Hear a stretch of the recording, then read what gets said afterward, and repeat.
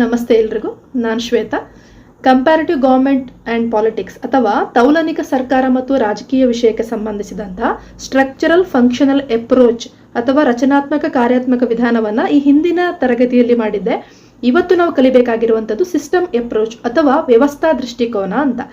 ಈ comparative government and politics ಅಂತ ಬಂದಾಗ ನಾವು ಮೊದಲನೇದಾಗಿ ಅರ್ಥ ಮಾಡ್ಕೊಳ್ಬೇಕಾಗಿರೋದೇನು ಅಂತ ಹೇಳಿದ್ರೆ, ಬೇರೆ ಬೇರೆ ದೇಶಗಳ ಆಡಳಿತ ವ್ಯವಸ್ಥೆಯನ್ನು ನಾವು ಹೋಲಿಸಿ ನೋಡಿ ಅಥವಾ ವ್ಯತ್ಯಾಸಗಳನ್ನು ಗುರುತಿಸಿ ಅಧ್ಯಯನ ಮಾಡೋದು ಅಂತ ಅಲ್ವಾ. ಆದರೆ ಇಲ್ಲಿ ವ್ಯವಸ್ಥಾ ದೃಷ್ಟಿಕೋನ ಏನು ಹೇಳುತ್ತೆ ಅಂತ ಹೇಳಿದ್ರೆ, ಇಡೀ ನಾವು ಆಡಳಿತ ಪದ್ಧತಿಯನ್ನೇ ಒಂದು ವ್ಯವಸ್ಥೆ ಅಂತ ಹೇಳುತ್ತೇವೆ. ಈಗ ನಾವು ಸ್ಟೇಟ್ ಅಂತ ನಾವು ಹೇಗೆ ಕರಿತೇವೋ, ರಾಜ್ಯ ಅನ್ನೋ ಕಾನ್ಸೆಪ್ಟ್ ಇದೆಯಲ್ವಾ, ಇದೇ ಥರ ಕಂಪ್ಯಾರಿಟಿವ್ ಪಾಲಿಟಿಕ್ಸ್ ಅಲ್ಲಿ ನಾವು ಇದನ್ನ ಸಿಸ್ಟಮ್ ಅಂತ ಕರಿತೇವೆ. ಒಂದು ರಾಜ್ಯ ಅಂತ ಹೇಳಿದ್ರೆ ಅದೊಂದು ವ್ಯವಸ್ಥೆ ಅಂತ ಹೇಳಿ ಕರಿತೇವೆ. ಇಡೀ ವಿಶ್ವದ ರಾಜಕೀಯ ವ್ಯವಸ್ಥೆಯನ್ನು ನಾವು ಹೋಲಿಸಿ ನೋಡಿ ಹೇಗೆ ಅಧ್ಯಯನ ಮಾಡಬಹುದು ಅನ್ನೋದನ್ನ ಡೇವಿಡ್ ಈಸ್ಟನ್ ಅವರು ತಮ್ಮ ವ್ಯವಸ್ಥಾ ಸಿದ್ಧಾಂತದ ಮೂಲಕ ಅಥವಾ ವ್ಯವಸ್ಥಾ ದೃಷ್ಟಿಕೋನದ ಮೂಲಕ ನಮಗೆ ತಿಳಿಸಿದ್ದಾರೆ. ಇಲ್ಲಿ ರಾಜಕೀಯ ವ್ಯವಸ್ಥೆಯನ್ನ ಇನ್ಪುಟ್ ಮತ್ತು ಔಟ್ಪುಟ್ ಅನ್ನುವ ಪರಿಕಲ್ಪನೆಗಳ ಮೂಲಕ ಅವರು ವಿವರಿಸಿದ್ದಾರೆ. ಅಂದ್ರೆ ಒಳಹರಿವು, ಹೊರಹರಿವು ಮತ್ತೆ ಆ ಪರಿಸರ ವ್ಯವಸ್ಥೆಯಲ್ಲಿ ಹೇಗೆ ಬೇಡಿಕೆ ಮತ್ತು ಬೆಂಬಲಗಳು ಒಳ ಪ್ರವೇಶಿಸಿ ನಿರ್ಧಾರಗಳ ರೂಪ ತಳೆದು ಮತ್ತೆ ಪರಿಸರ ವ್ಯವಸ್ಥೆಗೆ ಹೋಗ್ತದೆ ಅನ್ನೋದನ್ನ ಇವರು ಹೇಳ್ಕೊಟ್ಟಿದ್ದಾರೆ. ಇವರು ಬರೆದಿರುವಂತಹ ಪ್ರಮುಖ ಕೃತಿ ಯಾವುದು ಅಂತ ಹೇಳಿದ್ರೆ ದಿ ಪೊಲಿಟಿಕಲ್ ಸಿಸ್ಟಮ್ ಮತ್ತು A framework for political analysis ಅಂತ. ಹಾಗಾಗಿ ಡೇವಿಡ್ ಈಸ್ಟನ್ ಅವರು ವ್ಯವಸ್ಥಾ ದೃಷ್ಟಿಕೋನದಲ್ಲಿ ಹೇಗೆ ನಾವು ತೌಲನಿಕ ಸರ್ಕಾರಗಳ ಅಧ್ಯಯನ ಮಾಡಬೇಕು ಅನ್ನೋದನ್ನ ಹೇಳ್ಕೊಟ್ಟಿದ್ದಾರೆ. ಸೊ ಇದರ ಪ್ರಮುಖ ಅಂಶಗಳನ್ನು ನಾವು ನೋಡ್ತಾ ಹೋಗೋದಾಗಿದ್ರೆ, ಈ ವ್ಯವಸ್ಥಾ ವಿಧಾನ ಒಂದು ರಾಜ್ಯವನ್ನ ಒಂದು ರಾಜಕೀಯ ವ್ಯವಸ್ಥೆಯಾಗಿ ಪರಿಗಣಿಸಿ ಅಧ್ಯಯನ ಮಾಡೋದು. ಈಗಾಗಲೇ ನಿಮಗೆ ಹೇಳಿದ ಹಾಗೆ ಒಂದು ರಾಜ್ಯ, ನಾವಿವಾಗ ರಾಜ್ಯದ ಹುಟ್ಟು, ರಾಜ್ಯದ ಕರ್ತವ್ಯ ಏನು, ರಾಜ್ಯ ಹೇಗಿರಬೇಕು, ರಾಜ್ಯದ ಮೂಲಾಂಶಗಳೇನು, ಅದರ ಕೆಲಸ ಕಾರ್ಯಗಳೇನು, ಅದನ್ನೆಲ್ಲವನ್ನು ಕೂಡ ನಾವು ಪೊಲಿಟಿಕಲ್ ಥಿಯರಿಯಲ್ಲಿ ಅಥವಾ ಪೊಲಿಟಿಕಲ್ ಸೈನ್ಸ್ ಅಲ್ಲಿ ಬೇಸಿಕ್ ಕಾನ್ಸೆಪ್ಟ್ ಆಗಿ ಕಲಿತೇವೆ ಅಲ್ವಾ. ಈ ತೌಲನಿಕ ಸರ್ಕಾರದಲ್ಲಿ ಹೇಗೆ ಆ ರಾಜ್ಯವನ್ನ ಒಂದು ವ್ಯವಸ್ಥೆ ಅಂತ ಹೇಳಿ ನಾವು ಪರಿಗಣಿಸಿ ಅಧ್ಯಯನ ಮಾಡ್ತೇವೆ ಅನ್ನೋದನ್ನ ಡೇವಿಡ್ ಈಸ್ಟನ್ ಅವರು ನಮಗೆ ತಿಳಿಸಿರ್ತಾರೆ. ಈ ವ್ಯವಸ್ಥೆಯಲ್ಲಿ ಸಂಸ್ಥೆಗಳಾಗಿರ್ಬೋದು, ಗುಂಪುಗಳಾಗಿರ್ಬೋದು, ವ್ಯಕ್ತಿಗಳು ಮತ್ತು ಈ ರಾಜಕೀಯ ಪ್ರಕ್ರಿಯೆಗಳು ಪರಸ್ಪರ ಹೇಗೆ ಒಂದಕ್ಕೊಂದು ಸಂಬಂಧಿಸಿ ಸಂವಹನವನ್ನು ನಡೆಸ್ತದೆ ಅನ್ನೋದನ್ನ ನಾವಿಲ್ಲಿ ತಿಳ್ಕೊಳ್ಬಹುದು. ಜನರ ಬೇಡಿಕೆಗಳು ಮತ್ತು ಬೆಂಬಲ ಅವು ಒಳಹರಿವು ಕಾರ್ಯಗಳಾಗಿ ಒಂದು ರಾಜಕೀಯ ವ್ಯವಸ್ಥೆ ಒಳಗೆ ಸಮಾಜ ವ್ಯವಸ್ಥೆಯಿಂದ ಪ್ರವೇಶಿಸಿ ನೀತಿ, ಕಾನೂನು ಮತ್ತು ನಿರ್ಧಾರಗಳ ರೂಪದಲ್ಲಿ ಔಟ್ಪುಟ್ ಫಂಕ್ಷನ್ಗಳಾಗಿ ಮತ್ತೆ ಸಮಾಜ ವ್ಯವಸ್ಥೆಗೆ ಹೇಗೆ ಹೋಗ್ತದೆ ಅನ್ನೋದನ್ನ ಡೇವಿಡ್ ಈಸ್ಟನ್ ಅವರು ತುಂಬಾ ವಿವರವಾಗಿ ತಿಳಿಸಿದ್ದಾರೆ. ನಾವು ಸಿಂಪಲ್ ಆಗಿ ನೋಡೋದಾಗಿದ್ರೆ ನೋಡಿ, ಇಲ್ಲಿ ಪರಿಸರ, ಒಳಹರಿವಿಂದ ರಾಜಕೀಯ ವ್ಯವಸ್ಥೆಗೆ ಹೋಗುವಂಥದ್ದು, ರಾಜಕೀಯ ವ್ಯವಸ್ಥೆಯಿಂದ ಮತ್ತೆ ನಿರ್ಧಾರಗಳ ರೂಪ ತಗೊಂಡು ಹರಿವಾಗಿ ಹೇಗೆ ಬರುತ್ತೆ, ಪ್ರತಿಕ್ರಿಯೆ ಹೇಗಿರ್ತದೆ ಸಮಾಜದ್ದು, ಮತ್ತೆ ಒಳಹರಿವಾಗಿ ಹೊಸ ಬೇಡಿಕೆಗಳು ಹೇಗೆ ರಾಜಕೀಯ ವ್ಯವಸ್ಥೆ ಒಳಗೆ ಹೋಗುತ್ತೆ ಅನ್ನೋದನ್ನ ಒಂದು ಮಾಡೆಲ್ ಆಗಿ ಅವರು ತಿಳಿಸ್ಕೊಟ್ಟಿದ್ದಾರೆ. ಈಗ ಇಲ್ಲಿ ಫೀಡ್ಬ್ಯಾಕ್, ಎನ್ವಿರಾನ್ಮೆಂಟ್, ಸಪೋರ್ಟು, ಡಿಮ್ಯಾಂಡ್, ಈ ಕಡೆ ಡಿಸಿಷನ್ ಮತ್ತೆ ಔಟ್ಪುಟ್, ಈ ಕಡೆ ಇನ್ಪುಟ್ ಅಂತ ನೀವು ನೋಡಿರ್ಬೋದು ಈ ಡಯಾಗ್ರಾಮ್ ಅಲ್ಲಿ ಅಲ್ವಾ. ಸೊ ಇದನ್ನ ನಾವು ರಾಜಕೀಯ ಶಾಸ್ತ್ರದ ಅಥವಾ ರಾಜ್ಯಶಾಸ್ತ್ರದ ವಿದ್ಯಾರ್ಥಿಗಳಾಗಿ ಈ ಡಯಾಗ್ರಾಮ್ ಇದು ಏನ್ ಹೇಳುತ್ತೆ ಅಂತ ಹೇಳಿ ನಾವು ಒಂದ್ಸಲ ಮನಸ್ಸಿಗೆ ತಗೊಂಡ್ರೆ ನಾವು ಇದನ್ನು ವಿವರಿಸುವ ಅಗತ್ಯ ಇಲ್ಲ. ಆದ್ರೆ ಇಲ್ಲಿ ಏನ್ ಬರೆದಿದ್ದಾರೆ ಅದನ್ನ ನಾವು ತುಂಬಾ ಸುಲಭವಾಗಿ ಅರ್ಥ ಮಾಡ್ಕೊಳ್ಬಹುದು. ಇಲ್ಲಿ ಎನ್ವಿರಾನ್ಮೆಂಟ್ ಅಂತ ಇದೆ ಅಲ್ವಾ, ಅಂದ್ರೆ ಇದು ಪರಿಸರ ವ್ಯವಸ್ಥೆ ಅಂತ. ನಾವು ಬದುಕ್ತಾ ಇರುವಂತಹ ಒಂದು ಸಾಮಾಜಿಕ ಜೀವನ ವ್ಯವಸ್ಥೆಯನ್ನು ರೂಪಿಸಿರುವಂತಹ ಒಂದು ಪರಿಸರ ಅಥವಾ ಸಾಮಾಜಿಕ ವ್ಯವಸ್ಥೆ ಅಂತ ಸುಲಭವಾಗಿ ನಾವು ಹೇಳಬಹುದು. ಯಾಕಂದ್ರೆ ಮನುಷ್ಯ ಒಬ್ಬ ಸಂಘಜೀವಿ, ಸಮಾಜದಲ್ಲಿ ಇರಲೇಬೇಕಾತ. ಸೊ ಇದನ್ನು ಸಾಮಾಜಿಕ ವ್ಯವಸ್ಥೆಯನ್ನು ಅವರು ಪರಿಸರ ಅಥವಾ ಎನ್ವಿರಾನ್ಮೆಂಟ್ ಅಂತ ಹೇಳಿ ಡೇವಿಡ್ ಈಸ್ಟನ್ ಅವರು ತಿಳಿಸಿರುವಂತದ್ದು. ಇನ್ನು ಇನ್ಪುಟ್ ಅಂತ ಫಂಕ್ಷನ್ ಇದೆಯಲ್ಲ ಎಡಭಾಗದಲ್ಲಿ, ಅಲ್ಲಿಗೆ ಬನ್ನಿ ನೀವು. ಇಲ್ಲಿ ಇನ್ಪುಟ್ ಆಗಿ ಅಂದ್ರೆ ಈ ಪರಿಸರ ಅಂತ ಹೇಳಿದ್ರೆ ಸಮಾಜ ವ್ಯವಸ್ಥೆಯಿಂದ ರಾಜಕೀಯ ವ್ಯವಸ್ಥೆ ಒಳಗೆ ಒಳಹರಿವಾಗಿ ಹೋಗ್ಬೇಕು. ಏನ್ ಹೋಗ್ಬೇಕು? ಡಿಮ್ಯಾಂಡ್ ಮತ್ತೆ ಸಪೋರ್ಟ್ ಅಂತ. ಬೇಡಿಕೆ ಮತ್ತು ಬೆಂಬಲಗಳು ಸಮಾಜದಿಂದ ಒಳಹರಿವು ಕಾರ್ಯಗಳಾಗಿ ಒಂದು ರಾಜಕೀಯ ವ್ಯವಸ್ಥೆ ಒಳಗೆ ಪ್ರವೇಶವನ್ನ ಪಡ್ಕೊಳ್ತವೆ ಅಂತ ಹೇಳಿ. ಇಲ್ಲಿ ಪೊಲಿಟಿಕಲ್ ಸಿಸ್ಟಮ್ ಇದೆಯಲ್ಲ, ಇದು ಒಂದು ರಾಜಕೀಯ ವ್ಯವಸ್ಥೆ ಅಂತ ಹೇಳಿ, ಸರ್ಕಾರ ವ್ಯವಸ್ಥೆ, ರಾಜ್ಯದ ಪ್ರಮುಖ ಅಂಗಗಳು. ಇಲ್ಲಿ ಏನಾಗುತ್ತೆ ಅಂತ ಹೇಳಿದ್ರೆ ಚರ್ಚೆ ಆಗುತ್ತೆ, ನಿರ್ಧಾರಗಳು ರೂಪ ಆಗೋದು ಈ ಪೊಲಿಟಿಕಲ್ ಸಿಸ್ಟಮ್ ಅಲ್ಲಿ. ಇವಾಗ ಬೇಡಿಕೆ ಬಂದಾಯಿತು, ಬೇಡಿಕೆಗೆ ಬೆಂಬಲ ಸಿಕ್ಕಾಯಿತು, ಬೆಂಬಲ ಸಿಕ್ಕಾದ ಮೇಲೆ ಅವು ಈ ರಾಜಕೀಯ ವ್ಯವಸ್ಥೆ ಒಳಗೆ ನಿರ್ಧಾರ ರೂಪ ತಗೊಂಡು, ಅಂದ್ರೆ ಡಿಸಿಷನ್ಸ್ ಅಂತ ಇದೆಯಲ್ಲ ರೈಟ್ ಸೈಡ್ಗೆ, ನಿರ್ಧಾರ ರೂಪ ತಗೊಂಡು ಮತ್ತೆ ಔಟ್ಪುಟ್ ಫಂಕ್ಷನ್ ಅಂದ್ರೆ ಹೊರಹರಿವಾಗಿ, ಅಂದ್ರೆ ನಿರ್ಧಾರಗಳು ಫೈನಲ್ ಡಿಸಿಷನ್ ಅಂತಿಮ ರೂಪವನ್ನು ಪಡ್ಕೊಂಡು ಹೊರಹರಿವಾಗಿ ಮತ್ತೆ ಎಲ್ಲಿಗೆ ಬರುತ್ತೆ, ಮತ್ತೆ ಅದೇ ಪರಿಸರ ವ್ಯವಸ್ಥೆಗೆ ಬರ್ತದೆ ಅಂತ. ಇದನ್ನು ನಾನು ಮತ್ತೆ ಎಕ್ಸ್ಪ್ಲೇನ್ ಮಾಡ್ತಾ ಹೋಗ್ತೇನೆ ಹೇಗೆ ಅಂತ ಹೇಳಿ. ಈ ಡಯಾಗ್ರಾಮ್ ಅನ್ನ ನೀವು ತಲೆಯಲ್ಲಿ ನೆನಪಲ್ಲಿ ಇಟ್ಕೊಳ್ಳುವ ಹಾಗೆ ಮಾಡಿ. ಇನ್ನು ಫೀಡ್ಬ್ಯಾಕ್ ಅಂತ ಕೆಳಗಡೆ ಇದೆಯಲ್ಲ ಡಯಾಗ್ರಾಮ್ ಅಲ್ಲಿ, ಅದೇನು ಅಂತ ಹೇಳಿದ್ರೆ, ಒಂದು ಬೇಡಿಕೆ ಜನರಿಂದ ಬಂತು, ಅದಕ್ಕೆ ರಾಜಕೀಯದವರ ಬೆಂಬಲ ಸಿಕ್ತು, ಚರ್ಚೆ ಆಯಿತು, ನಿರ್ಧಾರ ರೂಪ ಬಂತು, ಮತ್ತೆ ಪರಿಸರ ವ್ಯವಸ್ಥೆಗೆ ಬಂದಾದ್ಮೇಲೆ ಜನ ಸುಮ್ಮನೆ ಇರೋದಿಲ್ಲ. ಹೊಸ ಹೊಸ ಬೇಡಿಕೆಗಳು ಹುಟ್ಟಾಗ್ತಾ ಇರ್ತಾರೆ, ಅಥವಾ ಕೇಳ್ತಾ ಇರ್ತಾರೆ ಹೊಸ ಬೇಡಿಕೆಗಳು ಕೊಡಿ, ಅಥವಾ ನಿಮ್ಮ ನಿರ್ಧಾರ ನಮಗೆ ತೃಪ್ತಿ ಆಗಿಲ್ಲ, ಯೋಜನೆಯನ್ನು ಸ್ವಲ್ಪ ಬದಲಾಯಿಸಬಹುದಾ ಅಂತ ಡಿಮಾಂಡ್ ಮಾಡ್ತಾರೆ ಜನರು ಅಲ್ವಾ. ಮತ್ತೆ ಅದು ಪ್ರವೇಶ ಪಡ್ಕೊಳ್ಳುತ್ತೆ ರಾಜಕೀಯ ವ್ಯವಸ್ಥೆಗೆ ಅಂತ. ಅಂದ್ರೆ ಇದೊಂಥರ ಸೈಕ್ಲಿಕಲ್ ಅಲ್ವಾ. ಜನರಿಂದ ಹೊಸ ಸಮಸ್ಯೆಗಳು ಬರ್ತವೆ, ಸಮಸ್ಯೆಗಳಿಗೆ ಪರಿಹಾರ ಬೇಕು, ನಿರ್ಧಾರ ರೂಪದಲ್ಲಿ ಕಾನೂನು ರೂಪದಲ್ಲಿ ಮತ್ತೆ ಬರುತ್ತದೆ ಜನರ ಬಳಿಗೆ. ಈ ರಾಜ್ಯ ಅನ್ನೋದ್ರಿಂದ ಜನರಿಗೆ ಮುಕ್ತಿ ಇಲ್ಲ ಅಂತ. ಎಲ್ಲಿವರೆಗೂ ರಾಜ್ಯ ಇದೆ, ರಾಜ್ಯ ಜನರ ಕಲ್ಯಾಣಕ್ಕಾಗಿಯೇ ಕೆಲಸ ಮಾಡಬೇಕು ಅನ್ನೋದನ್ನ ಯಾವ ದೇಶದಲ್ಲಿ ಹೇಗೆ ಈ ವ್ಯವಸ್ಥೆ ಕೆಲಸ ಮಾಡ್ತದೆ, ಆಡಳಿತ ವ್ಯವಸ್ಥೆ ಹೇಗಿದೆ ಬೇರೆ ದೇಶಗಳಲ್ಲಿ, ಇದನ್ನ ನಾವು ಸುಲಭವಾಗಿ ಅರ್ಥ ಮಾಡ್ಕೊಳ್ಬಹುದು ಈ ವ್ಯವಸ್ಥೆ ವಿಧಾನದಿಂದ ಅಂತ ಹೇಳಿ ಡೇವಿಡ್ ಈಸ್ಟನ್ ಅವರು ನಮಗೆ ಹೇಳ್ಕೊಟ್ಟಿರುವಂತದ್ದು. ಈಗ ಬನ್ನಿ, ಇದನ್ನ ನೋಡಿ, ಡಯಾಗ್ರಾಮ್ ಅನ್ನ ನೆನಪಿಟ್ಕೊಂಡಿದ್ದೀರಲ್ವಾ. ಇದರಲ್ಲಿರುವಂತಹ ಪ್ರಮುಖ ಅಂಶಗಳನ್ನ ಹೇಳ್ತಾ ಹೋಗ್ತೇನೆ. ಎನ್ವಿರಾನ್ಮೆಂಟ್ ಅಂತ ಹೇಳಿದ್ದೆ, ಪರಿಸರ ಅಂತ ಹೇಳಿ. ರಾಜಕೀಯ ವ್ಯವಸ್ಥೆಯು ಸಾಮಾಜಿಕ, ಆರ್ಥಿಕ, ಸಾಂಸ್ಕೃತಿಕ, ತಾಂತ್ರಿಕ, ಅಂತಾರಾಷ್ಟ್ರೀಯ ಅಂಶಗಳನ್ನು ಒಳಗೊಂಡ ಒಂದು ಪರಿಸರದಲ್ಲಿ ಕಾರ್ಯನಿರ್ವಹಿಸ್ತದೆ ಅಂತ ನಮಗೆ ಗೊತ್ತಿರೋದೆ ಅಲ್ವಾ. ಈಗ ಭಾರತ ಅಂತ ಬಂದ್ರೆ ನಮ್ಮ ಸಾಮಾಜಿಕ ವ್ಯವಸ್ಥೆ ಹೇಗಿತ್ತು, ಹಿಂದೆ ಹೇಗಿತ್ತು ಅಲ್ವಾ, ಈಗ ಹೇಗಿದೆ, ಹೀಗೆ ಆಗ್ಲಿಕ್ಕೆ ಏನ್ ಕಾರಣ, ಹೇಗೆ ಸಂವಿಧಾನ ಬಂತು ಜಾರಿಗೆ, ಇದರಲ್ಲಿ ಯಾವೆಲ್ಲ ಕಾನೂನುಗಳನ್ನ ಮಾಡಿದ್ದಾರೆ ಎಲ್ಲವೂ ನಮಗೆ ಅರಿವಿದೆ ಅಲ್ವಾ. ಹಾಗಾಗಿ ಇಲ್ಲಿ ಆರ್ಥಿಕ ಅಂಶಗಳು ಹೇಗೆ ಪ್ರೇರೇಪಿಸ್ತವೆ, ಸ್ವತಂತ್ರ ಬರುವ ಮುಂದಿನ ಆರ್ಥಿಕ ಸ್ಥಿತಿ ಇತ್ತು, ಈಗ ಹೇಗಿದೆ ಅಲ್ವಾ. ಈಗ ನೋಟ್ ಬ್ಯಾನ್ ಮಾಡಿದ್ರು, ಹೊಸ ಹೊಸ ಯೋಜನೆಗಳು ಅಲ್ವಾ, ಇನ್ಕ್ಲೂಷನ್ ಅಂತ ಹೇಳ್ತೀವಿ ನಾವು, ಎಲ್ಲರನ್ನು ಒಳಗೊಂಡ ಆರ್ಥಿಕತೆ ಭಾರತದಲ್ಲೇ ತಯಾರಿಸಿ, LPG ಸಿಸ್ಟಮ್ ಬಂದಿದ್ದು ಆಗಿರ್ಬೋದು, ಹಿಂದೆ ಎಷ್ಟೊಂದು ಆರ್ಥಿಕ ಬದಲಾವಣೆಗಳಾಗಿದೆ. ಗ್ರೀನ್ ರೆವಲ್ಯೂಷನ್ ಆದ್ಮೇಲೆ ಒಂದರ್ಥದಲ್ಲಿ ಒಂದು ಸ್ವಾಭಿಮಾನಿ ಭಾರತವನ್ನ ಕಟ್ಟುವ ಕಡೆ ನಾವು ಹೋಗ್ತಾ ಇದ್ದೇವೆ. ಸಾಂಸ್ಕೃತಿಕ, ತಾಂತ್ರಿಕ, ಅಂತಾರಾಷ್ಟ್ರೀಯ ಅಂಶ ಎಲ್ಲವೂ ನಮ್ಮ ದೇಶದ ಒಳಗೆ ಇದೆ ಅಂತ ಇಟ್ಕೊಳ್ಳಿ ಅಲ್ವಾ. ಹಾಗಂತ ಹೇಳಿ ನಾವಿವತ್ತು ತೃಪ್ತರಾಗಿಲ್ಲ, ಸಮಸ್ಯೆಗಳಿದ್ದೇ ಇದೆ.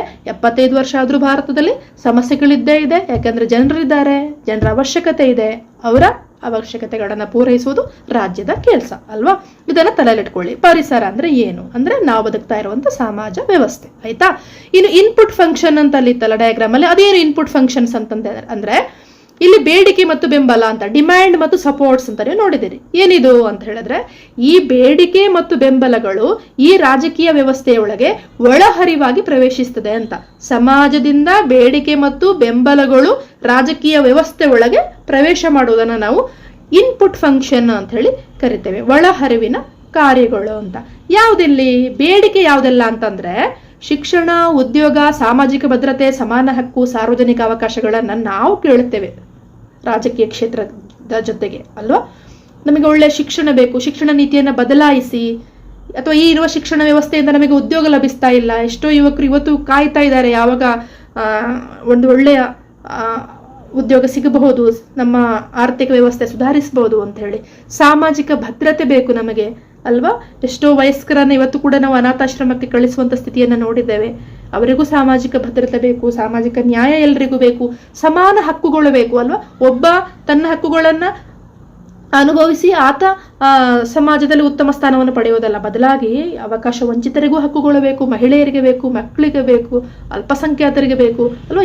ಇದೊಂದು ಒಬ್ಬರಿಗೆ ಅಂತ ನಾವು ಇಲ್ಲಿ ಯೋಚನೆ ಮಾಡ್ಲಿಕ್ಕೆ ಸಾಧ್ಯ ಇಲ್ಲ. ಎಲ್ಲರಿಗೂ ಕೂಡ ಸಮಾನ ಹಕ್ಕುಗಳು ಬೇಕು, ಸಮಾನ ಅವಕಾಶಗಳು ಬೇಕು, ಸಾರ್ವಜನಿಕ ಅವಕಾಶಗಳು ಬೇಕು. ಯಾವುದೇ ಒಂದು ಜಾತಿ, ವರ್ಗ, ಮತ, ಧರ್ಮ ಅಂತ ಹೇಳಿ ಒಂದು ಗುಂಪಿಗೆ ಮಾತ್ರ ಕೊಡುವಂಥದ್ದಲ್ಲ, ಬದಲಾಗಿ ನಮಗೆ ಅವಕಾಶಗಳು ಇವತ್ತು ಎಲ್ಲರಿಗೂ ಕೂಡ ಬೇಕು ಅನ್ನೋದು ನಮ್ಮ ಬೇಡಿಕೆ ಅಲ್ವಾ. ಅಂದ್ರೆ ನಮ್ಮ ಜನರ ಬೇಡಿಕೆ ಭಾರತದಲ್ಲಿ ಅಂತ ನೀವು ತಲೆಯಲ್ಲಿ ಇಟ್ಕೊಳ್ಳಿ, ಯಾಕಂದ್ರೆ ಸುಲಭವಾಗಿ ಅರ್ಥ ಆಗ್ಬೇಕು ನಿಮಗೆ ಅಂತ. ಅಂದ್ರೆ ಬೆಂಬಲ ಯಾವುದು, ನಾವು ಸರ್ಕಾರಕ್ಕೆ ನಾವು ಇಷ್ಟೆಲ್ಲ ಬೇಡಿಕೆ ಇಟ್ಟಿರ್ತೇವಲ್ವಾ, ನಮಗೊಂದು ಒಳ್ಳೆ ಕಾಲೇಜ್ ಕಟ್ಕೊಡಿ, ಒಳ್ಳೆ ಆಸ್ಪತ್ರೆ ಕಟ್ಕೊಡಿ, ಒಂದು ಜಾಬ್ ಕೊಡಿ ಅಂತ ಹೇಳಿ. ನಾವು ಕೂಡ ಸರ್ಕಾರಕ್ಕೆ ಸಹಾಯ ಮಾಡ್ಬೇಕಲ್ಲ, ಅವರಿಗೆ ಕೋಆಪರೇಷನ್ ಕೊಡ್ಬೇಕಲ್ಲ, ಅದು ಬೆಂಬಲ ಅಂತ. ಅಂದ್ರೆ ನೀವು ಹೇಳಿದಾಗ ಕೇಳ್ತಾ ಇದ್ದೇವೆ, ನಿಮ್ಮ ಕಾನೂನನ್ನು ನಾವು ಪಾಲಿಸ್ತಾ ಇದ್ದೇವೆ ಅಲ್ವಾ. ರಾಜ್ಯ ಬಲವಂತವಾಗಿ ಆದ್ರೂ ವಿಧೇಯತೆಯನ್ನ ಪಡೆದುಕೊಳ್ಳುವ ಸಾಮರ್ಥ್ಯವನ್ನ ಹೊಂದಿದೆ. ನಾನು ರಾಜ್ಯದೊಳಗೆ ಬಂದಿದ್ದೇನೆ, ಭಾರತದ ಪ್ರಜೆ ಅಂತ ಹೇಳಿ ಬಂದ ಮೇಲೆ ನಾನು ಭಾರತದ ಕಾನೂನುಗಳನ್ನ ಪಾಲಿಸಲೇಬೇಕು ಅಲ್ವಾ, ಇಲ್ಲ ಅಂತ ಹೇಳಲಿಕ್ಕೆ ಆಗೋದಿಲ್ಲ. ಅದಕ್ಕೋಸ್ಕರ ನಾವೇನ್ ಮಾಡ್ತಾ ಇದ್ದೇವೆ, ನಾವು ಬೇಡಿಕೆ ಮಾತ್ರ ಇಡ್ತಾ ಇಲ್ಲ. ಈ ಬೇಡಿಕೆಯನ್ನ ನೀವು ಪೂರೈಸಬೇಕು ಅಂತ ಹೇಳಿದ್ರೆ ಪೂರೈಸಲೇಬೇಕು. ಯಾಕಂತ ಹೇಳಿದ್ರೆ ನಾವು ಕಾನೂನು ಪಾಲನೆ ಮಾಡ್ತಾ ಇದ್ದೇವೆ, ತೆರಿಗೆಯನ್ನ ಪಾವತಿಸ್ತಾ ಇದ್ದೇವೆ, ಮತದಾನವನ್ನ ಮಾಡ್ತಾ ಇದ್ದೇವೆ, ರಾಜಕೀಯ ಪ್ರಕ್ರಿಯೆಯಲ್ಲಿ ತೊಡಗಿಸಿಕೊಳ್ತಾ ಇದ್ದೇವೆ ಅಲ್ವಾ. ಸರ್ಕಾರಿ ಸಂಸ್ಥೆಗಳಿಗೆ ನಾವು ಅಪಾರವಾಗಿ ಸಹಕಾರ ಕೊಡ್ತಾ ಇದ್ದೇವೆ. ಹಾಗಾಗಿ ನಮ್ಮ ಬೇಡಿಕೆಗೆ ಬೆಂಬಲ ಅಂತೂ ನಾವು ಕೊಟ್ಟಿದ್ದೇವೆ ಸರ್ಕಾರಕ್ಕೆ, ಬೇಡಿಕೆ ಈಡೇರಿಸೋದು ನಿಮ್ಮ ಕೆಲಸ ಅಂತ ನಾವೇನು ಮಾಡಿದ್ದೇವೆ, ಸರ್ಕಾರಕ್ಕೆ ಹೇಳಿದ್ದೇವೆ. ಇದು ಇನ್ಪುಟ್ ಫಂಕ್ಷನ್ ಅಂತ ಅರ್ಥ, ಆಯ್ತಾ. ಇನ್ನು ಕನ್ವರ್ಷನ್ ಪ್ರೊಸೆಸ್ ಅಂತ ಇದೆ, ಪರಿವರ್ತನಾ ಪ್ರಕ್ರಿಯೆ ಅಂತ. ಎಲ್ಲಿದು ಆಂತರಿಕ ಕಾರ್ಯ ಹೋಗಿ ಆಯ್ತು ಅಥವಾ ಒಳಹರಿವು ಕಾರ್ಯಕ್ರಮಗಳು, ಇನ್ಪುಟ್ ಫಂಕ್ಷನ್ಗಳು ಪರಿಸರದಿಂದ ರಾಜಕೀಯ ಕ್ಷೇತ್ರಕ್ಕೆ ಹೋಗಿ ಆಯ್ತು ಅಲ್ವಾ. ಅಲ್ಲಿಂದ ನಿರ್ಧಾರಗಳಾಗಿ ಮಾರ್ಪಾಡುವ ಮೊದಲು ಇಲ್ಲಿ ಹೇಗೆ ಪರಿವರ್ತನೆ ನಡೀತದೆ ಅಂತ ನಾವು ನೋಡೋದಾಗಿದ್ರೆ, ರಾಜಕೀಯ ವ್ಯವಸ್ಥೆಯು ಜನರ ಬೇಡಿಕೆಗಳು ಮತ್ತು ಬೆಂಬಲಗಳನ್ನು ಪರಿಶೀಲಿಸಿ ಅವುಗಳನ್ನು ಅಧಿಕೃತ ರಾಜಕೀಯ ನಿರ್ಧಾರಗಳು ಮತ್ತು ನೀತಿಗಳಾಗಿ ಪರಿವರ್ತಿಸ್ತದೆ ಅಂತ ಡೇವಿಡ್ ಈಸ್ಟನ್ ಹೇಳೋದು ಅಲ್ವಾ. ಅಥಾರಿಟೇಟಿವ್ ಅಲೋಕೇಶನ್ ಆಫ್ ವ್ಯಾಲ್ಯೂಸ್ ಅಂತ ಹೇಳ್ತಾರೆ. ಪಾಲಿಟಿಕ್ಸ್ ಅಂದ್ರೆ ಅದೇ ಅಂತ ಹೇಳಿ, ಪವರ್ ಅಂತ ಹೇಳಿದ್ರೆ ಅದೇ ಅಂತ ಹೇಳಿ ಅಲ್ವಾ. ಇಲ್ಲಿ ರಾಜಕೀಯ ಮೌಲ್ಯಗಳನ್ನ ಅಧಿಕೃತವಾಗಿ ಅವರು ಕೊಡಬೇಕು ಅಂತ. ಯಾಕೆ ಕೊಡಬೇಕು ಅಂತ ಹೇಳಿದ್ರೆ, ನಾನು ಈಗಾಗಲೇ ಹೇಳಿದನಲ್ಲ, ನಾವು ನಿಮಗೆ ಸಪೋರ್ಟ್ ಫಂಕ್ಷನ್ ಅನ್ನ, ಬೆಂಬಲ ಕಾರ್ಯಗಳನ್ನ ಮಾಡ್ತಾ ಇದ್ದೇವೆ ಅಂತ. ಇಲ್ಲಿ ಒಂದು ಉದಾಹರಣೆ ಕೊಟ್ಟಿದ್ದೇವೆ ನೋಡಿ. ಜನರು ಒಂದು ಉತ್ತಮವಾದ ಶಿಕ್ಷಣದ ಬೇಡಿಕೆಯನ್ನು ಇಡ್ತಾರೆ, ಸರ್ಕಾರ ಅದನ್ನು ಚರ್ಚಿಸ್ತದೆ, ಹೊಸ ಶಿಕ್ಷಣ ನೀತಿ ಜಾರಿಗೆ ಬರ್ತದೆ ಅಂತ. ಅರ್ಥ ಆಯ್ತಾ? ಅಂದ್ರೆ ಪರಿವರ್ತನೆ ಸ್ಟೇಜ್ ಇದೆಯಲ್ಲ, ಈ ಡಿಮ್ಯಾಂಡ್ ಅನ್ನ ನಾವು ಪರಿಗಣಿಸಬೇಕಾ ಬೇಡವಾ, ಒಂದು ಮಸೂದೆ ರೆಡಿ ಆಗ್ಬೇಕಾ ಬೇಡವಾ ಸಂಸತ್ನಲ್ಲಿ, ಅದನ್ನ ನಿರ್ಧಾರ ಮಾಡೋದು ಯಾರು? ರಾಜಕೀಯದವರೇ ಅಲ್ವಾ. ನಾವೆಷ್ಟೇ ಒತ್ತಡ ಹಾಕ್ಬೋದು, ನಾವು ರಾಜ್ಯದ ಪರವೇ ಇದ್ದೇವೆ ಅಂತ ಹೇಳ್ಬೋದು, ಆದ್ರೆ ಯೋಜನೆ ಉತ್ತಮವಾಗಿದೆಯಾ ಇಲ್ವಾ, ಜನರಿಗೆ ಅವಶ್ಯಕತೆ ಇದೆಯಾ ಇಲ್ವಾ, ಅದನ್ನು ಕೂಡ ಸರ್ಕಾರ ಚರ್ಚೆ ಮಾಡಬೇಕು, ನೋಡ್ಬೇಕು ಅಲ್ವಾ. ಇದನ್ನ ಪರಿವರ್ತನಾ ಹಂತ ಅಂತ ಹೇಳ್ತಾರೆ. ಸೊ ಜನರೇನು ಒಂದು ಒಳ್ಳೆ ಶಿಕ್ಷಣದ ಗುಣಮಟ್ಟದ ಶಿಕ್ಷಣ ವ್ಯವಸ್ಥೆ ಬೇಕು ಅಂತ ಹೇಳಿ ಡಿಮ್ಯಾಂಡ್ ಇಟ್ಟಿದಾರಂತೆ. ಸೊ ಅದಕ್ಕಾಗಿ ಸರ್ಕಾರ ಏನ್ ಮಾಡ್ತದೆ, ಈಗಿನ ಶಿಕ್ಷಣ ವ್ಯವಸ್ಥೆ ಹೇಗಿದೆ, ಮುಂದೆ ಹೇಗಿರಬೇಕು, ನಾವು ಬದಲಾವಣೆ ತಂದ್ರೆ ಜನ ನಮ್ಮನ್ನ ಸಪೋರ್ಟ್ ಮಾಡ್ತಾರಾ ಅಥವಾ ಏನ್ ಮಾಡಬಹುದು ಅಂತ ಹೇಳಿ ಚೇಂಜಸ್ ಆಗ್ಲೇಬೇಕು ಅಂತ ಜನರ ಒತ್ತಡ ಜಾಸ್ತಿ ಆದಾಗ ಒಂದು ಹೊಸ ಶಿಕ್ಷಣ ನೀತಿಯನ್ನ ಪ್ರಯೋಗ ಮಾಡುತ್ತದೆ ಅಂತ ಹೇಳಿ. ನಮ್ದು ಶಿಕ್ಷಣ ನೀತಿ ಎಷ್ಟು ಸಲ ಬದಲಾಗಿದೆ ಅಲ್ವಾ. NEP ಬಂತು, ಈಗ SCP ಇದೆ ನೋಡಿ. ಇದನ್ನ ಜಸ್ಟ್ ನೀವು ಈ ಡೇವಿಡ್ ಈಸ್ಟನ್ ವ್ಯವಸ್ಥಾ ಸಿದ್ಧಾಂತವನ್ನು ಗಮನಿಸಿ ನೀವು ಅಧ್ಯಯನ ಮಾಡ್ಬೋದು, ಎಷ್ಟು ಸುಲಭ ಇದೆ ಅಂತ ಈ ಸಿದ್ಧಾಂತ ಅಲ್ವಾ. ಹಾಗೆ ಇನ್ನು ಔಟ್ಪುಟ್ ಫಂಕ್ಷನ್ಸ್ ಅಂತಂದ್ರೆ ಹೊರಹರಿವಿನ ಕಾರ್ಯಗಳು. ಈಗ ಸರ್ಕಾರ ಚರ್ಚೆ ಮಾಡಿ ಆಯ್ತಲ್ವಾ, ಬೇಡಿಕೆ ಬಂದಿದೆ, ಬೆಂಬಲನೂ ಇದೆ ಜನರಿಗೆ, ನಾವು ಇದನ್ನ ಮಾಡಲೇಬೇಕು, ಈ ನೀತಿಯನ್ನ ರಚನೆ ಮಾಡಲೇಬೇಕು ಅಂತ ಹೇಳಿ ಜನರ ಬೇಡಿಕೆಗಳು ಬೆಂಬಲವನ್ನ ಪಡೆದು ರಾಜಕೀಯ ವ್ಯವಸ್ಥೆಯಲ್ಲಿ ನಿರ್ಧಾರಗಳು ಜಾರಿಯಾಗ್ತವೆ ಅಂತ. ಹೇಗೆ? ಕಾನೂನುಗಳ ಮೂಲಕ, ನೀತಿಗಳ ಮೂಲಕ, ಯೋಜನೆಗಳ ಮೂಲಕ ಮತ್ತು ಸರ್ಕಾರಿ ಕಾರ್ಯಕ್ರಮಗಳ ಮೂಲಕ ಅಲ್ವಾ. ಈಗಾಗಲೇ ಜನರ ಬೇಡಿಕೆ ಇದ್ದ ಹಾಗೆ ಬೆಂಬಲವನ್ನ ಪಡ್ಕೊಂಡು ಹಳೆ ಶಿಕ್ಷಣ ನೀತಿ ಬೇಡ, ಹೊಸ ಶಿಕ್ಷಣ ನೀತಿ ಬೇಕು ಅಂತ ಕೇಳಿದ್ರು, ಸರ್ಕಾರದ ಮಟ್ಟದಲ್ಲಿ ಚರ್ಚೆಯಾಗಿದೆ, ಸರ್ಕಾರ ಒಪ್ಕೊಂಡಿದೆ. ಈಗ ಮಾಡ್ಬೇಕಾದ್ದೇನವರು ಒಂದು ಹೊಸ ಶಿಕ್ಷಣ ನೀತಿಯನ್ನ ಜಾರಿಗೆ ತರಬೇಕು. ಇದು ಔಟ್ಪುಟ್ ಫಂಕ್ಷನ್. ಪಾರ್ಲಿಮೆಂಟ್ ಅಲ್ಲಿ ಮಸೂದೆ ಪಾಸ್ ಆಯಿತು, ಲೋಕಸಭೆಯಲ್ಲಿ ಪಾಸ್ ಆಯಿತು, ರಾಜ್ಯಸಭೆಯಲ್ಲಿ ಪಾಸ್ ಆಯಿತು, ರಾಷ್ಟ್ರಪತಿಯವರ ಅಂಕಿತ ಹಾಕಿದ್ದಾರೆ. ಇದು ಜನರಿಗೆ, ಇದು ಸಾರ್ವಜನಿಕರಿಗೆ ಅನುಷ್ಠಾನಗೊಳಿಸಬೇಕು. ಇದಾಗೋದಲ್ಲಿ ಔಟ್ಪುಟ್ ಫಂಕ್ಷನ್ಸ್ ಅಲ್ಲಿ, ಹೊರ ಹರಿವಿನ ಕಾರ್ಯದಲ್ಲಿ. ಸೊ ಇದನ್ನ ಸುಲಭವಾಗಿ ನೀವು ಅರ್ಥ ಮಾಡ್ಕೊಂಡಿದ್ದೀರಿ ಅಂತ ಅಂದ್ಕೊಳ್ತೇನೆ. ಇನ್ನು ಕೊನೆಯದಾಗಿ ಬನ್ನಿ ಫೀಡ್ಬ್ಯಾಕ್, ಪ್ರತಿಕ್ರಿಯೆಗೆ. ಶಿಕ್ಷಣ ನೀತಿ ಅನುಷ್ಠಾನ ಆಗೋಯ್ತು ಅಲ್ವಾ. ಇವಾಗ ಸರ್ಕಾರದ ನೀತಿ ಮತ್ತು ನಿರ್ಧಾರಗಳಿಗೆ ಜನರು ಅಥವಾ ಮಾಧ್ಯಮದವರು, ರಾಜಕೀಯ ಪಕ್ಷಗಳಾಗಿರ್ಬೋದು, ಒತ್ತಡ ಗುಂಪುಗಳು, ಹಿತಾಸಕ್ತಿ ಗುಂಪುಗಳು, ಸಾರ್ವಜನಿಕರು, ನಾವೆಲ್ಲ ಹೇಗೆ ಇದನ್ನ ಪ್ರತಿಕ್ರಿಯಿಸ್ತೇವೆ, ಹೇಗೆ ಸರ್ಕಾರಕ್ಕೆ ತಲುಪಿಸ್ತೇವೆ, ನಾವು ಕೇಳಿದ್ದೇನು ನೀವು ಕೊಟ್ಟಿದ್ದೇನು, ಅಥವಾ ನಾವು ಕೇಳಿದ್ದು ನೀವು ಕೊಟ್ಟಿದ್ದು ಸರಿಯಾಗಿದೆ ಅಂತ ನಾವು ಫೀಡ್ಬ್ಯಾಕ್ ಅಂತ ಕೊಡ್ತೇವಲ್ವಾ, ಇದು ಪ್ರತಿಕ್ರಿಯೆ ಅಂತ ಹೇಳ್ತೇವೆ. ಇದು ತುಂಬಾನೇ ಮುಖ್ಯ. ಈ ನಮ್ಮ ಪ್ರತಿಕ್ರಿಯೆಯ ಆಧಾರದಲ್ಲಿ ಸರ್ಕಾರಗಳು ನಿರ್ಧಾರ ತೆಗೆದುಕೊಳ್ತವೆ. ನಮ್ಮ ಸರ್ಕಾರ ಉತ್ತಮವಾಗಿ ಕೆಲಸ ಮಾಡ್ತಾ ಇದೆಯಾ, ಜನರ ಪರವಾಗಿದೆಯಾ, ಜನರು ಇದನ್ನು ಇಷ್ಟಪಡ್ತಿದ್ದಾರಾ. ಯಾಕೆ ಇಂಪಾರ್ಟೆಂಟ್ ಅಂತ ಹೇಳಿದ್ರೆ, ನೆಕ್ಸ್ಟ್ ಇಲೆಕ್ಷನ್ ಅಲ್ಲಿ ಅವ್ರು ಬರಲೇಬೇಕಲ್ಲ ಮತ್ತೆ ಅಧಿಕಾರಕ್ಕೆ, ಅದಕ್ಕೋಸ್ಕರ. ಸೊ ಇದು ಉದಾಹರಣೆಗೆ ನೋಡಿ, ಸರ್ಕಾರ ಜಾರಿಗೆ ತಂದಿರುವಂತಹ ಶಿಕ್ಷಣ ನೀತಿಯ ವಿರುದ್ಧ ಸಾರ್ವಜನಿಕವಾಗಿ ಋಣಾತ್ಮಕ ಪ್ರತಿಕ್ರಿಯೆ ಬಂದ್ರೆ ಶಿಕ್ಷಣ ನೀತಿಯನ್ನು ಬದಲಾಯಿಸಬಹುದು ಅಂತ. ಆದ್ರೆ ನಮ್ಮಲ್ಲಿ NEP ಹೋಗಿ SCP ಬಂದದ್ದು ಸಾರ್ವಜನಿಕ ಋಣಾತ್ಮಕ ಪ್ರತಿಕ್ರಿಯೆ ಒಂದೇ ಅಂತ ನಾವು ಹೇಳಲಿಕ್ಕೆ ಆಗೋದಿಲ್ಲ ಅಲ್ವಾ. ಯಾಕಂದ್ರೆ ಇದೊಂಥರ ರಾಜಕೀಯ ಕೂಡ ಆಗಿತ್ತು. ಇಲ್ಲಿ ಬೇರೆ ಬೇರೆ ಪಕ್ಷದವರು ಇಂಪ್ಲಿಮೆಂಟ್, NEP ಅವರು ಕೇಂದ್ರ ಸರ್ಕಾರದವರು ಇಂಪ್ಲಿಮೆಂಟ್ ಮಾಡಿದ್ರು, ಅಷ್ಟೊತ್ತಿಗಾಗ್ಲೇ ಹೊಸ ಸರ್ಕಾರ ಕರ್ನಾಟಕದಲ್ಲಿ ಬಂದಿತ್ತು. ಸೊ ಇವರು SCP ಯನ್ನು ಜಾರಿಗೊಳಿಸಿದ್ರು. ಇಲ್ಲಿ ಕೆಲವೊಂದು ಲೋಪದೋಷಗಳು ಶಿಕ್ಷಣ ಪದ್ಧತಿಯಲ್ಲಿ ಇದ್ದಿರಲೂಬಹುದು, ಅಥವಾ ಇದೊಂದು ರಾಜಕೀಯ ಕಾರಣ ಕೂಡ ಆಗುತ್ತೆ. ಸೊ ಇದನ್ನೆಲ್ಲ ನೋಡಿದ್ರೆ ನಾವೆಲ್ಲೂ ವಿಮರ್ಶೆ ಮಾಡಲೇಬೇಕಾಗುತ್ತೆ, ಎಲ್ಲವನ್ನೂ ವ್ಯವಸ್ಥಾ ಸಿದ್ಧಾಂತ ಡಿಸೈಡ್ ಮಾಡ್ಲಿಕ್ಕೆ ಆಗೋದಿಲ್ಲ ಅಂತ ಹೇಳಿ. ಆದರೆ ಜಸ್ಟ್ ನಿಮಗೆ ಅರ್ಥ ಆಗ್ಲಿಕ್ಕಾಗಿ ನಾವು ಒಂದು ಎಕ್ಸಾಂಪಲ್ ಕೊಟ್ಟೆ. ಇನ್ನು ಈ ವ್ಯವಸ್ಥಾ ವಿಧಾನದ ಲಕ್ಷಣಗಳು ಯಾವುದು ಅಂತ 7 ಲಕ್ಷಣಗಳಿದೆ. ಯಾವುದೆಲ್ಲ ಅಂತ ನಾವು ನೋಡ್ತಾ ಹೋಗೋದಾಗಿದ್ರೆ, ಮೊದಲನೇದಾಗಿ ರಾಜಕೀಯವನ್ನ ಪರಸ್ಪರ ಸಂಬಂಧ ಹೊಂದಿರುವಂತ ಒಂದು ಸಮಗ್ರ ವ್ಯವಸ್ಥೆಯಾಗಿ ಈ ಅಧ್ಯಯನ ಮಾಡ್ಲಿಕ್ಕೆ ಸುಲಭ ಆಗ್ತದೆ ಅಂತ. ರಾಜಕೀಯ ಅಂತ ಹೇಳಿದ್ರೆ ಇಡೀ ಸಮಾಜ ವ್ಯವಸ್ಥೆ ಮತ್ತು ರಾಜಕೀಯ ವ್ಯವಸ್ಥೆ ಕೂಡ ಒಳಗೊಂಡಿರುವಂತ ಎಲ್ಲಾ ವಿಷಯಗಳನ್ನು ನಾವಿಲ್ಲಿ ಕಲಿತೇವೆ. ಇನ್ನು ಎರಡನೇದು, ರಾಜಕೀಯ ಸಂಸ್ಥೆಗಳು ಮತ್ತು ರಾಜಕೀಯ ಪಾತ್ರಧಾರಿಗಳು ಪರಸ್ಪರ ಅವಲಂಬಿತರಾಗಿರ್ತಾರೆ ಅಂತ. ಖಂಡಿತ ಹೌದು ಕೂಡ. ರಾಜಕಾರಣ ಮಾಡುವವರು, ಸರ್ಕಾರದ ಭಾಗವಾಗಿರುವವರು, ಜೊತೆಗೆ ಸರ್ಕಾರದ ಮೇಲೆ ಒತ್ತಡ ಹಾಕುವವರು, ಸರ್ಕಾರದ ಸಂಸ್ಥೆಗಳು ಮತ್ತು ನಾವು ಸಾರ್ವಜನಿಕರು ಪರಸ್ಪರ ಅವಲಂಬಿತರಾಗಿದ್ದೇವೆ ಅಂತ. ನಮ್ಮ ಬೇಡಿಕೆ ಇದೆ, ನಮಗೆ ನಾವು ಬೆಂಬಲ ಕೊಡ್ತಾ ಇದ್ದೇವೆ, ನೀವು ಉತ್ತಮ ನಿರ್ಧಾರಗಳನ್ನು ನಮಗೆ ಕೊಟ್ಟಿದ್ದೀರಿ, ಆ ಯೋಜನೆಗಳನ್ನು ನೀವು ಜಾರಿಗೊಳಿಸಿದ ಯೋಜನೆಗಳನ್ನು ನಾವು ಮೌಲ್ಯಮಾಪನ ಮಾಡ್ತೇವೆ, ನೀವು ಹೇಗೆ ಕಾರ್ಯನಿರ್ವಹಿಸ್ತೀರಿ ಅಂತ ನಾವು ಹೇಳುತ್ತೇವೆ ಅಂತ ನಮ್ಮ ಫೀಡ್ಬ್ಯಾಕ್ ಮೇಲೆ ಸರ್ಕಾರ ನಿಂತಿದೆ ಅಲ್ವಾ. ಇನ್ನು ಮೂರನೆಯದು, ಬೇಡಿಕೆ ಮತ್ತು ಬೆಂಬಲಗಳು ಒಳಹರಿವಾಗಿ ಪ್ರವೇಶಿಸಿ ನೀತಿ ಮತ್ತು ನಿರ್ಧಾರಗಳಾಗಿ ಹೊರಬರುತ್ತದೆ ಅನ್ನೋ ಲಕ್ಷಣ. ಇದಾಗಲೇ ನೀವು ತಿಳ್ಕೊಂಡಿದ್ದೀರಿ. ಜನರ ಬೇಡಿಕೆ ಮತ್ತು ಬೆಂಬಲಗಳು ಒಳಹರಿವಾಗಿ ಒಂದು ರಾಜಕೀಯ ವ್ಯವಸ್ಥೆಗೆ ಪ್ರವೇಶ ಮಾಡಿದರೆ ನೀತಿ ಮತ್ತು ನಿರ್ಧಾರಗಳಾಗಿ ಮತ್ತೆ ರಾಜಕೀಯದಿಂದ ಸಮಾಜ ವ್ಯವಸ್ಥೆಗೆ ಹೊರಹರಿವಾಗಿ ಬರ್ತದೆ ಅಂತ. ಇನ್ನು ನಾಲ್ಕನೆಯದು, ರಾಜಕೀಯ ವ್ಯವಸ್ಥೆಯ ಮೇಲೆ ಸಾಮಾಜಿಕ, ಆರ್ಥಿಕ ಮತ್ತು ಸಾಂಸ್ಕೃತಿಕ ಪರಿಸರದ ಪ್ರಭಾವ ಇದೆ ಅಂತ ಹೇಳಿ. ಖಂಡಿತವಾಗ್ಲೂ ಕೂಡ ಒಂದು ರಾಜಕೀಯ ವ್ಯವಸ್ಥೆ ಅಂತ ಹೇಳಿ ಬಂದಾಗ ಆಡಳಿತ ಮಾಡುವವರು ಒಂದು ನೀತಿ ರಚಿಸುವುದು, ನೀತಿ ಅನುಷ್ಠಾನ ಮಾಡುವುದು ಅಷ್ಟಕ್ಕೆ ಮುಗಿಯುವುದಿಲ್ಲ.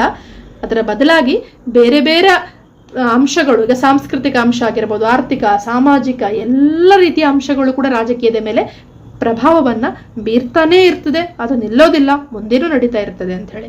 ಇನ್ನು ಪ್ರತಿಕ್ರಿಯಾ ವ್ಯವಸ್ಥೆಯು, ಐದನೇದು, ಪ್ರತಿಕ್ರಿಯಾ ವ್ಯವಸ್ಥೆಯು ಬದಲಾಗ್ತಾ ಇರುವ ಜನರ ಬೇಡಿಕೆಗಳಿಗೆ ರಾಜಕೀಯ ವ್ಯವಸ್ಥೆ ಸ್ಪಂದಿಸಲು ಸಹಾಯ ಮಾಡುತ್ತೆ ಅಂತ. ಇದೊಂದು ಉತ್ತಮವಾದ ಲಕ್ಷಣ ಇದು. ಜನರ ಪ್ರತಿಕ್ರಿಯೆ, ಸರ್ಕಾರ ಅನುಷ್ಠಾನಗೊಳಿಸಿದಂತಹ ಕಾರ್ಯಗಳು ಸರಿಯಾಗಿವೆಯೇ ಅಥವಾ ತಿದ್ದುಪಡಿ ಮಾಡಬೇಕಾ, ನಾವು ಹೇಗೆ ಪ್ರತಿಕ್ರಿಯಿಸ್ತೇವೆ ಅನ್ನೋದ್ರ ಮೇಲೆ ರಾಜಕೀಯ ವ್ಯವಸ್ಥೆ ನಮ್ಮ ಜೊತೆ ಹೇಗೆ ಸ್ಪಂದಿಸ್ತದೆ ಅಂತ ಹೇಳಿ ಗೊತ್ತಾಗುತ್ತೆ ನಮಗೆ. ಸರ್ಕಾರದ ನೀತಿ ಸರಿ ಇಲ್ಲ ಅಂತ ಅನ್ನೋದಾಗಿದ್ರೆ ನಾವು ನೆಕ್ಸ್ಟ್ ಎಲೆಕ್ಷನ್ ಬಂದಾಗ ಮತ ಚಲಾಯಿಸೋದೇ ಇಲ್ವಲ್ಲ, ಅದರಿಂದ ಗೊತ್ತಾಗುತ್ತೆ. ಆ ಭಯ ಇರುತ್ತೆ ರಾಜಕಾರಣಿಗಳಿಗೆ. ಹಾಗಾಗಿ ಉತ್ತಮ ನೀತಿಯನ್ನೇ ಅವರು ಜಾರಿಗೊಳಿಸ್ತಾರೆ, ನಮ್ಮ ಪ್ರತಿಕ್ರಿಯೆಯನ್ನು ಕೂಡ ತಿಳ್ಕೊಳ್ತಾರೆ ಏನು ಹೇಗೆ ಅಂತ ಹೇಳಿ, ಬೇಕಾದಲ್ಲಿ ಅದನ್ನು ಮಾರ್ಪಾಟು ಮಾಡುವ ಕೆಲಸವನ್ನು ಅವರು ಮಾಡ್ತಾರೆ ಅಂತ. ಇನ್ನು ಆರನೇದು, ರಾಜಕೀಯವನ್ನು ನಿರಂತರವಾಗಿ ಬದಲಾಗುವ ಪ್ರಕ್ರಿಯೆಯಾಗಿ ಪರಿಗಣಿಸ್ತದೆ ಅಂತ. ರಾಜಕೀಯ ಅನ್ನೋದು ಚಲನಶೀಲ ಗುಣ ಹೊಂದಿರ್ತದೆ ಅಲ್ವಾ. ಇವತ್ತಿರುವಂತ ರಾಜಕೀಯ ಮೌಲ್ಯಗಳು, ಈಗ ನಾವು ವ್ಯವಸ್ಥಾ ಸಿದ್ಧಾಂತವನ್ನೇ ನೋಡೋದಾಗಿದ್ರೆ ಕಂಪ್ಯಾರಿಟಿವ್ ಪಾಲಿಟಿಕ್ಸ್ ಅನ್ನುವಂಥದ್ದು ಹೊಸ ಶಾಖೆ ಅರಿಸ್ಟಾಟಲ್ನ ಕಾಲದಲ್ಲಿ ಇದ್ರೂ ಕೂಡ ಇದೇ ಒಂದು ಸಬ್ಜೆಕ್ಟ್ ಆಗಿ ನಾವು ವಿಸ್ತಾರವಾಗಿ ಅಧ್ಯಯನ ಮಾಡಬೇಕು ಅಂತ ಹೇಳಿದ್ರೆ 2 ಮಹಾಯುದ್ಧಗಳು ಆಗ್ಬೇಕಾಯ್ತು ಅಲ್ವಾ. ಎಲ್ಲವೂ ಕೂಡ ಮೌಲ್ಯಗಳಿಗೆ, ರಾಜಕೀಯ ಅನ್ನೋದೇ ಮೌಲ್ಯಗಳಿಗೆ ನಾರ್ಮ್ಯಾಟಿವ್ ಅಂತ ಹೇಳ್ತೀವಲ್ಲ, ಮೌಲ್ಯಗಳಿಗೆ ಜೋತು ಬಿದ್ದಾಗ, ಮೌಲ್ಯಗಳಷ್ಟೇ ಅಲ್ಲ, ನಮಗೆ ವಿಜ್ಞಾನ ಬೇಕು, ಸತ್ಯಾಸತ್ಯತೆ ಬೇಕು, ವಸ್ತುನಿಷ್ಠತೆ ಬೇಕು, ಪ್ರೂವ್ ಮಾಡಬೇಕು ಸಾಕ್ಷಿ ಸಮೇತ, ಜನರಿಗೆ ಇಷ್ಟ ಆಗ್ತಿದೆಯಾ ರಾಜಕೀಯ ಅನ್ನೋ ಕಾರಣಕ್ಕಾಗಿ ತೌಲನಿಕ ಅಧ್ಯಯನ ಅನ್ನೋದು ಹುಟ್ಟಿದ್ದು. ಈ ವ್ಯವಸ್ಥಾ ವಿಧಾನ ಕೂಡ ಹುಟ್ಟಿದ್ದು ಅದೇ ಕಾರಣಕ್ಕಾಗಿ. ಅಂದ್ರೆ ರಾಜಕೀಯ ಎಷ್ಟೊಂದು ಬದಲಾಗಿದೆ ಅರಿಸ್ಟಾಟಲ್ ಕಾಲದಿಂದ ಹಿಡಿದು ಇವಾಗಿನವರೆಗೂ ಅಲ್ವಾ, ಚಲನಶೀಲ. ಸೊ ಆ ಪ್ರಕ್ರಿಯೆಗೆ ತಕ್ಕಂತೆ ಬದಲಾಗ್ತಾ ಇರುತ್ತೆ ಅಂತ ಹೇಳಿ. ಇನ್ನು 7ನೇದು, ವಿವಿಧ ದೇಶಗಳ ರಾಜಕೀಯ ವ್ಯವಸ್ಥೆಗಳನ್ನ ಹೋಲಿಕೆ ಮಾಡಲು ಇದು ಉಪಯುಕ್ತವಾಗಿದೆ. ಖಂಡಿತವಾಗ್ಲೂ ಕೂಡ ನಮ್ಮ ದೇಶದ ವ್ಯವಸ್ಥೆ ಹೇಗೆ ಕೆಲಸ ಮಾಡುತ್ತದೆ, ಅಮೆರಿಕದ್ದು ಹೇಗೆ, ಇಂಗ್ಲೆಂಡದ್ದು ಹೇಗೆ ಅಂತ ಸುಲಭವಾಗಿ ತಿಳ್ಕೊಳ್ಬಹುದು ನಾವು ಅಲ್ವಾ. ಸಣ್ಣ ಉದಾಹರಣೆ ಹೇಳಬೇಕು ಅಂತಾದ್ರೆ, ನಮಗೆ ಒಂದು ಶಾಲೆ ಬೇಕು ಅಂತಂದ್ರೆ ಶಾಲೆ ಬೇಕು ಅಂತ ನಾವು ಡಿಮಾಂಡ್ ಮಾಡ್ತೇವೆ. ಸರ್ಕಾರ ಏನ್ ಮಾಡ್ತಿದೆ, ಚರ್ಚೆ ಮಾಡ್ತಿದೆ, ಈ ಹಳ್ಳಿಗೆ ಶಾಲೆ ಅವಶ್ಯಕತೆ ಇದೆಯಾ, ಎಷ್ಟು ಮಕ್ಕಳು ಅಡ್ಮಿಷನ್ ಆಗ್ಬೋದು, ನಮಗೇನಾದ್ರೂ ಲಾಭ ಆಗಿದೆಯಾ ಇದರಿಂದ, ಅಥವಾ ಜನರಿಗೆ ಅನುಕೂಲ ಆಗ್ತದ ಅಂತ ಎಲ್ಲ ಚರ್ಚೆ ಮಾಡಿ ಒಂದು ಶಾಲೆಯನ್ನ ಅವರು ಮಾಡ್ತಾರೆ. ಒಂದು ಮಸೂದೆ ರೆಡಿ ಆಗಬೇಕು ಅಂತ ಹೇಳಿದ್ರೆ ಲೋಕಸಭೆಯಿಂದ ರಾಜ್ಯಸಭೆಗೆ ಪಾಸ್ ಆಗಿ ಎಲ್ಲರ ಒಪ್ಪಿಗೆ ಪಡ್ಕೊಂಡು, ಕೆಲವೊಂದ್ಸಲ ಅರ್ಧದಷ್ಟು ರಾಜ್ಯಗಳ ಒಪ್ಪಿಗೆ ಪಡ್ಕೊಂಡು ರಾಷ್ಟ್ರಪತಿ ಅಂಕಿತ ಹಾಕಿದ ಮೇಲೆ ಯೋಜನೆ ಜಾರಿಯಾಗಿ ಬರುತ್ತದೆ. ಅಮೆರಿಕದಲ್ಲಿ ಹೇಗೆ, ಅಲ್ಲೂ ಕೂಡ ಇದೇ ತರ ಅಲ್ವಾ. ಅಲ್ಲಿ ಅಧ್ಯಕ್ಷೀಯ ಮಾದರಿಯ ಪ್ರಜಾಪ್ರಭುತ್ವ ಇದ್ದಿರಬಹುದು, ಆದರೆ ಯೋಜನೆಗಳು ಜನರ ಬೆಂಬಲವನ್ನು ಪಡಿಬೇಕಾಗ್ತದೆ, ಪ್ರತಿಕ್ರಿಯೆಯನ್ನ ಗಮನಿಸಬೇಕಾಗ್ತದೆ. ಇಂಗ್ಲೆಂಡ್ ಅಲ್ಲೂ ಆದ್ರೂ ಹಾಗೇನೆ, ಗ್ರೇಟ್ ಬ್ರಿಟನ್ ಆಡಳಿತವನ್ನು ನಾವು ಕಲಿಯುವಾಗ ಅದನ್ನೇ ಕಲಿತೇವೆ ನಾವಲ್ವಾ. ಒಂದು ಸ್ವಲ್ಪ ವ್ಯತ್ಯಾಸಗಳು ಇರಬಹುದು ಅಲ್ವಾ. ಅಮೆರಿಕದಲ್ಲಿ ಸೆನೆಟ್ ಪ್ರಭಾವಶಾಲಿ ಆಗಿರಬಹುದು. ಗ್ರೇಟ್ ಬ್ರಿಟನ್ ನಲ್ಲಿ ಶ್ರೀಮಂತ ಸಭೆ ಅಂತ ನಾವು ಏನು ಕರಿತೇವಲ್ಲ, ಹೌಸ್ ಆಫ್ ಲಾರ್ಡ್ಸ್, ಅಲ್ಲಿ ಜನರಿಂದ ನೇರವಾಗಿ ಆಗ್ಲಿ ಪರೋಕ್ಷವಾಗಿ ಆಯ್ಕೆಯಾದವರು ಕೂಡ ಅಲ್ಲಿ ಮೆಂಬರ್ಗಳಾಗಿಲ್ಲ. ಅನುವಂಶೀಯ ರಾಜರು, ಪೀರರು ಅವರೇ ಅಲ್ಲಿ ಇರುವಂಥವ್ರು. ಸೊ ಆದ್ರೂ ಅದಕ್ಕೊಂದು ಅವಕಾಶ ಕೊಟ್ಟಿದ್ದಾರೆ ಅಲ್ವಾ. ನಮ್ಮ ದೇಶದಲ್ಲೇ ರಾಜ್ಯಸಭೆ ಅಂತ ಇರೋದು ಒಂದು ಅನುಭವಸ್ಥರ ಅದು ಕೂಟ ಅಲ್ವಾ. ಸೊ ಹೀಗಾಗಿ ಒಂದು ಸ್ವಲ್ಪ ವ್ಯತ್ಯಾಸಗಳಿರ್ಬೋದು, ಆದ್ರೆ ಮಾಡುವ ಕಾರ್ಯಗಳು ಎಲ್ಲ ಕಡೆ ಒಂದೇನೋ ಹೋಲಿಸಿ ನೋಡ್ಬೇಕದನ್ನ ಅಲ್ವಾ. ಸೊ ಇದನ್ನು ನಾವಿಲ್ಲಿ ಪ್ರಮುಖ ಲಕ್ಷಣಗಳಾಗಿ ಕಲಿತೇವೆ ಅಂತ. ಇನ್ನು ವ್ಯವಸ್ಥಾ ವಿಧಾನದ ಮಹತ್ವ ಏನು ಅಂತ ನಾವು ನೋಡೋದಾಗಿದ್ರೆ, ಇದು ರಾಜಕೀಯದ ಸಮಗ್ರ ಅಧ್ಯಯನಕ್ಕೆ ಸಹಾಯಕವಾಗುತ್ತದೆ. ಅದೇ ರೀತಿ ರಾಜಕೀಯ ಪ್ರಕ್ರಿಯೆಗಳನ್ನ ಇದು ವಿವರಿಸುತ್ತದೆ. ವಿವಿಧ ದೇಶಗಳ ರಾಜಕೀಯ ವ್ಯವಸ್ಥೆಗಳ ಹೋಲಿಕೆಗೆ ಸಹಾಯಕ ಮಾಡುತ್ತದೆ. ಔಪಚಾರಿಕ ಹಾಗೂ ಅನೌಪಚಾರಿಕ ಸಂಸ್ಥೆಗಳ ಅಧ್ಯಯನ ಮಾಡುತ್ತದೆ. ಮತ್ತೆ ರಾಜಕೀಯ ಸ್ಥಿರತೆ ಮತ್ತು ಬದಲಾವಣೆಗಳನ್ನ ಅರ್ಥ ಮಾಡ್ಕೊಳ್ಳಿಕ್ಕೆ ಸಹಾಯಕ. ಜೊತೆಗೆ ಸರ್ಕಾರ ಮತ್ತು ಸಮಾಜದ ನಡುವಿನ ಪರಸ್ಪರ ಕ್ರಿಯೆಗೆ ಒತ್ತು ನೀಡುತ್ತದೆ. ಇದರ ಜೊತೆಗೆ ಅಭಿವೃದ್ಧಿಶೀಲ ರಾಷ್ಟ್ರಗಳ ರಾಜಕೀಯ ಪ್ರಕ್ರಿಯೆಗಳನ್ನು ಅರ್ಥ ಮಾಡಿಕೊಳ್ಳಲು ಸಹಾಯಕವಾಗ್ತದೆ ಅಂತ. ಇದು ವ್ಯವಸ್ಥಾ ವಿಧಾನದ ಮಹತ್ವ.